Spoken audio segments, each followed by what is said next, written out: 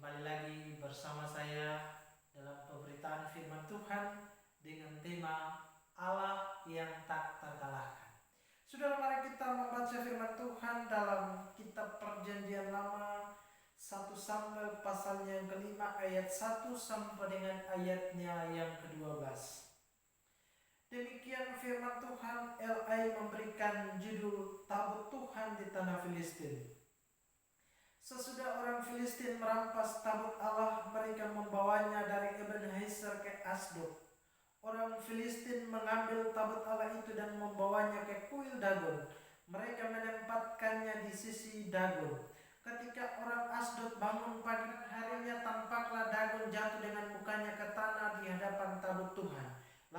Lalu mereka mengambil Dagon dan mengembalikannya ke tempatnya. Tetapi keesokan harinya ketika mereka bangun pagi-pagi, tampaklah Dagon jatuh dengan mukanya ke tanah di hadapan tabut Tuhan. Kepala Dagon dan kedua telapak tangannya terpengkal dan terpelanting ke ambang pintu. Hanya badan Dagon yang tertinggal. Itulah sebabnya imam-imam Dagon dan semua orang yang memasuki kuil Dagon tidak menginjak ambang pintu kuil Dagon di Asdod sampai hari ini. Tangan Tuhan berat menekan orang Asdod dan menggentarkan mereka. Ia menulahi mereka dengan benjolan-benjolan, baik Asdod maupun daerahnya. Melihat hal yang demikian, orang Asdod berkata, tabut Allah Israel tidak perlu tinggal bersama kita, sebab tangannya keras menekan kita dan Dagon ilah kita. Sebab itu mereka mengirim orang kepada semua raja kota Filistin supaya mereka berkumpul.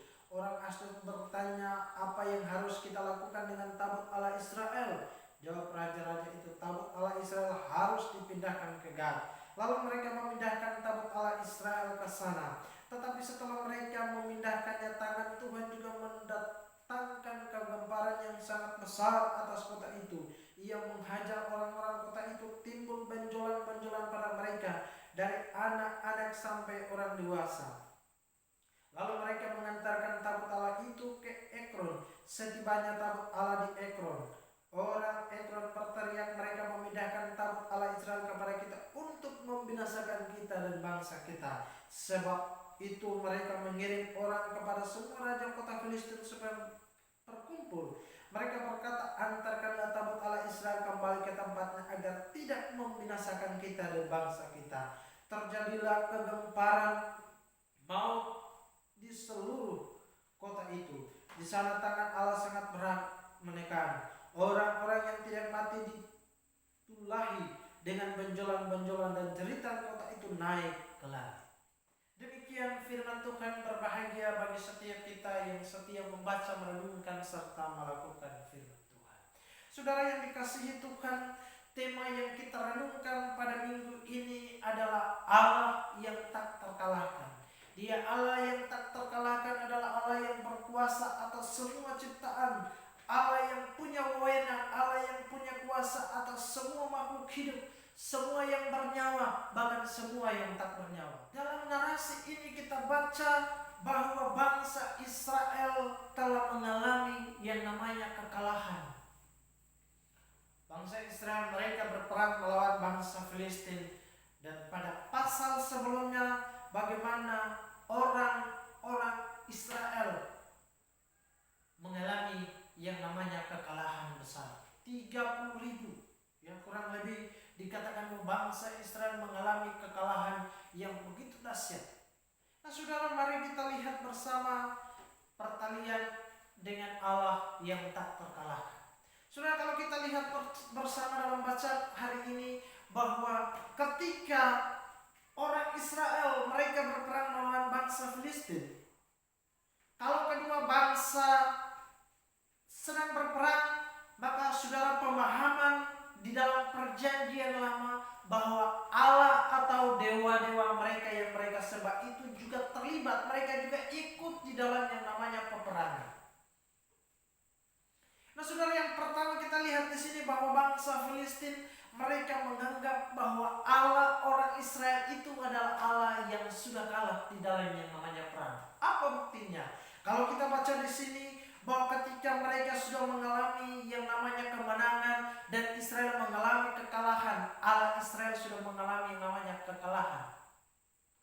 Maka ketika mereka kembali ke negeri mereka, dan Alkitab berkata bahwa mereka mendudukkan Dagon dan juga tabut perjanjian itu.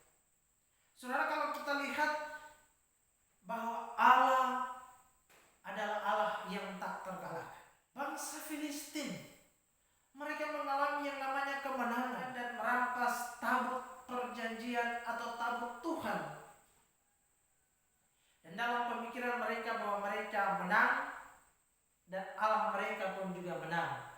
Mereka menganggap bahwa orang Israel kalah, dan Allah orang Israel atau Yahweh itu juga sudah kalah di dalam yang namanya perang. Saudara, kalau kita lihat bahwa Allah orang Israel, Yahweh atau Tuhan yang sama yang saudara dan saya sembah, itu adalah Allah yang tak terkalahkan. Dia Allah yang berkuasa atas semua ciptaan. Dia Allah yang berkuasa atas semua tatanan kehidupan. Kalau kita lihat bahwa apa sebabnya Allah mengizinkan umat Israel mengalami yang namanya kekalahan. Saudara, kalau kita baca dalam pasal sebelumnya, pasal 3, pasal 4, di situ berbicara tentang bagaimana umat Israel, orang-orang Israel atau orang-orang yang sudah dipilih oleh Tuhan, ternyata mereka hidup di dalam yang namanya kejahatan, hidup di dalam yang namanya asusila, persinahan, hidup di dalam yang namanya keberdosaan, sehingga Tuhan mengizinkan tabut Allah itu dirampas, dan juga Tuhan mengizinkan orang Israel mengalami yang namanya kekalahan. Allah mengizinkan kekalahan kepada umat Israel supaya menyadarkan umat Israel untuk bertobat dari segala kejahatan mereka. Kalau kita lihat bahwa saat tabut Allah itu dirampas, Imam Eli menjadi kaget dan akhirnya dia pun mengalami yang namanya kematian. Kedua anaknya pun ketika mereka ikut di dalam yang namanya peperangan, mereka mengalami yang namanya kekalahan.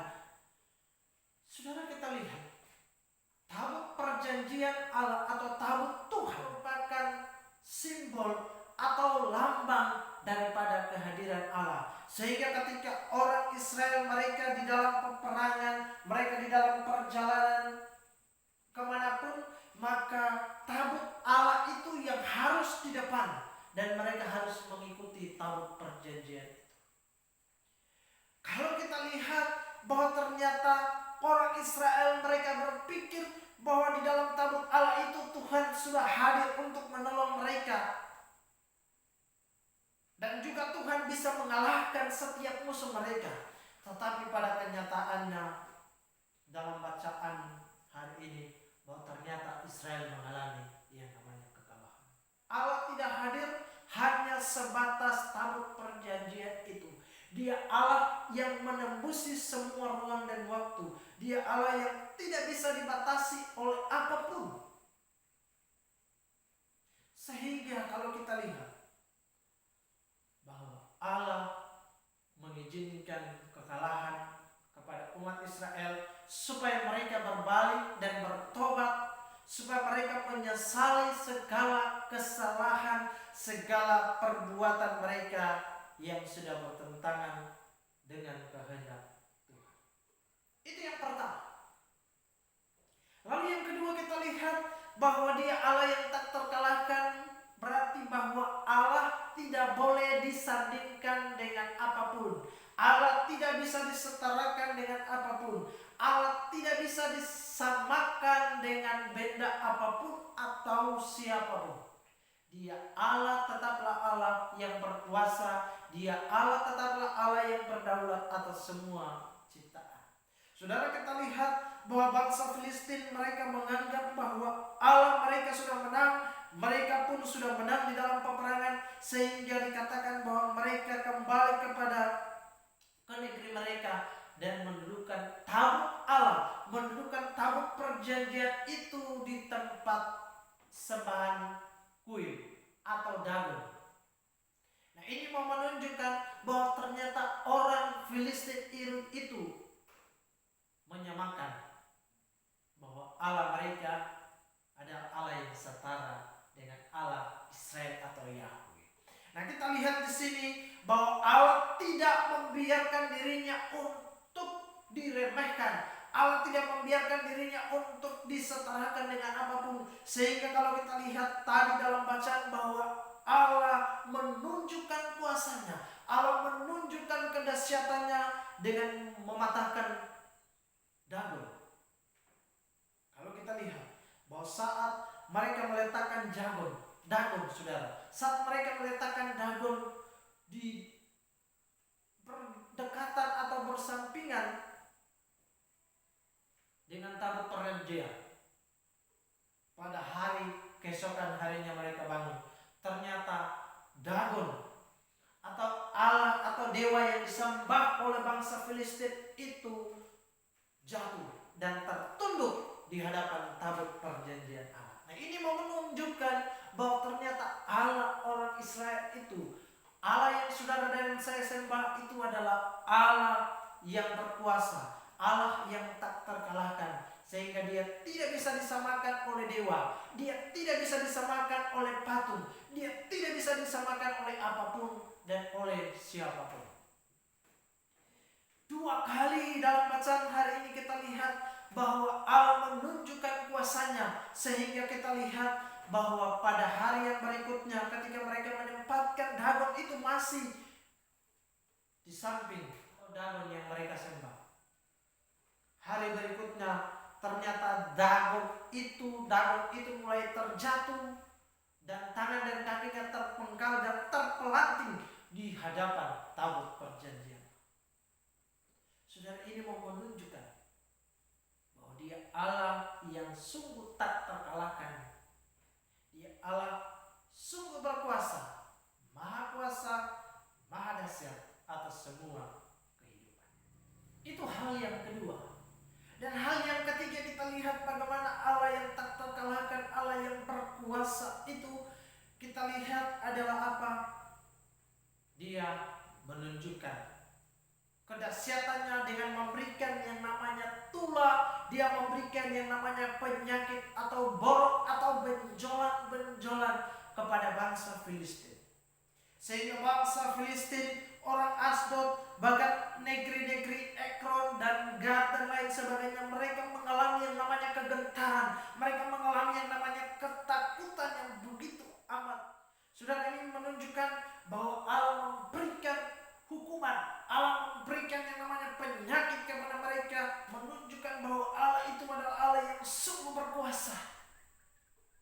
Dan dikatakan bahwa tangan Tuhan itu begitu berat untuk menekan mereka. Ini artinya bahwa Allah menunjukkan kuasanya, Allah menunjukkan kehebatannya kepada bangsa Filistin, supaya mereka jangan menganggap bahwa Allah Israel atau Yahweh itu sama dengan Dagon atau dewa yang mereka sembah. Kedahsyatan Allah, kemahakuasaan Allah dinyatakan kepada bangsa Filistin, sehingga bangsa Filistin mengalami kegentaran, mengalami ketakutan yang begitu hebat. Akhirnya Alkitab berkata bahwa mereka sepakat, mereka membawa ke negeri yang satu, masih sama penyakit itu mereka alami, dibawa ke negeri yang satu masih sama, dan dikatakan bahwa maut, ya, maka terjadilah kegemparan maut di seluruh kota itu. Saudara-saudara, disinilah kita lihat Allah yang tak terkalahkan adalah Allah yang tidak bisa dipermainkan. Dia tidak bisa disetarakan, dia tidak bisa disandingkan dengan apapun.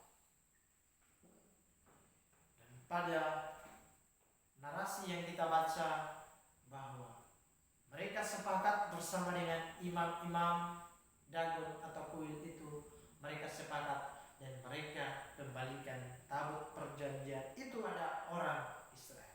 Saudara-saudara, itulah Allah yang tak terkalahkan, Allah yang berkuasa atas semua yang bernyawa, semua yang tak bernyawa.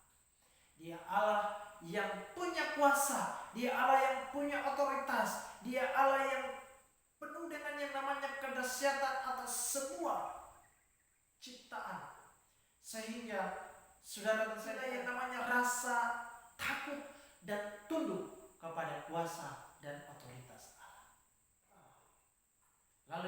kedua, kita renungkan, jangan kita samakan, kita setarakan Allah dengan sembahan atau dewa atau apapun. Dia Allah yang maha cemburu, dan dia Allah yang tidak bisa membiarkan dirinya untuk diremehkan. Dia Allah yang tidak bisa membiarkan dirinya untuk direndahkan atau disetarakan dengan apapun. Dia Allah, tetaplah Allah. Dia Allah yang berkuasa. Dia Allah yang berdaulat atas semua kehidupan. Mari kita mempercayai kemahakuasaan Allah. Mari kita percaya akan kedahsyatan Allah. Mari kita percaya akan keperkasaan Allah. Ialah Yesus Kristus yang berkuasa, yang telah menaklukkan yang namanya maut dan kematian, menaklukkan segala sakit penyakit, menaklukkan segala kelemahan dan dosa. Mari kita tetap percaya kepada Dia yang sanggup melakukan segala sesuatu, yang bagi Dia tidak ada sesuatu yang mustahil. Tuhan memberkati. Shalom.